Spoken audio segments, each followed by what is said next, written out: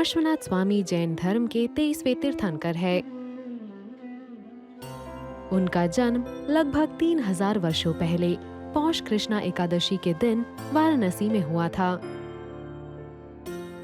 उनके पिता का नाम राजा अश्वसेन और मां का नाम रानी वामा देवी था। जैन पुराणों के अनुसार पार्श्वनाथ स्वामी अपने 10वें जन्म में तीर्थंकर बने, जिसके पहले मरुभूमि नामक ब्राह्मण, वज्रघोष नामक हाथी, स्वर्ग के देवता रश्मिवेग नामक राजा, देव वज्रनाभि नामक चक्रवर्ती सम्राट, देवता आनंद, स्वर्ग के राजा इंद्र, इन 9 अवतारों में जन्म लिया था। अपने पिछले 9 जन्मों के पुण्य और 10वें जन्म में की गई तपस्या के कारण वे 23वें तीर्थंकर बने। पार्श्वनाथ स्वामी से जुड़ी एक कथा भी प्रचलित है, जो उनके गुणों और विचारों को दर्शाती है।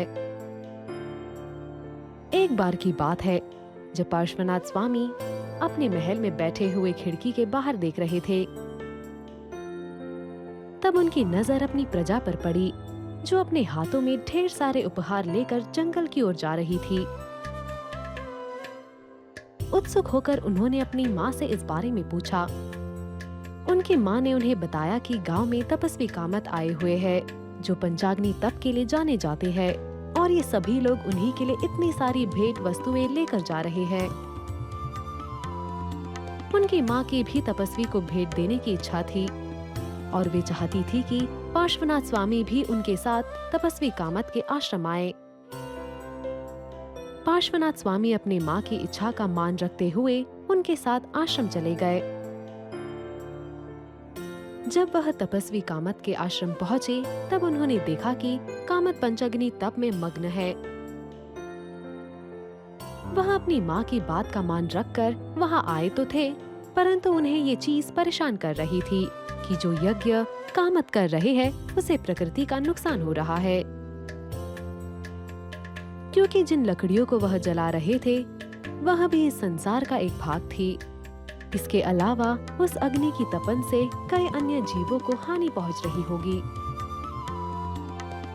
उन्होंने यज्ञ रोककर ये बात तपस्वी कामत को बताई, और ये भी बताया कि उन जलती लकड़ियों के बीच एक नाग और नागिन का जोड़ा है। परंतु इस बात की गंभीरता को समझे बिना तपस्वी पार्श्वनाथ स्वामी पर क्रोधित हो गए। उन्होंने पार्श्वनाथ स्वामी को ललकारा और कहा कि वह इस बात को साबित कर दिखाए। पार्श्वनाथ स्वामी ने उन लकड़ियों में से एक लट्ठे को काटने के लिए कहा। जब लकड़हारे ने उसे काटा, तब उसमें से एक नाग और नागिन का जोड़ा अर्धमृत अवस्था में बाहर निकला। तपस्वी को अपनी गलती समझ आ गई और उन्होंने पार्श्वनाथ स्वामी से माफी मांगी। पार्श्वनाथ स्वामी ने नाग और नागिन को नमोकार मंत्र सुनाया। ऐसा मानते हैं कि इसी मंत्र की वजह से उन नाग और नागिन की मृत्यु का संकट टला, और अगले जन्म में उन्होंने धर्मेंद्र और पद्मावती के रूप में जन्म लिया।